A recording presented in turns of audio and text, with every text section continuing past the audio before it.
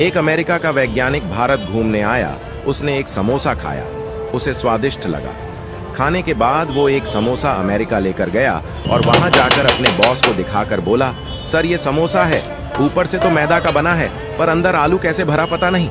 उसकी बकवास सुनने के बाद बॉस ने उसे जमाकर एक चांटा दिया और अपने सूटकेस से एक जलेबी निकालकर बोला, 20 साल पहले मैं भारत गया था, ये जलेबी खाई थी, ऊपर से मैदा की है, अंदर चीनी कैसे घुसी आज तक पता नहीं लगा पाया, और तू साले यहाँ एक और समस्या लेकर आ गया।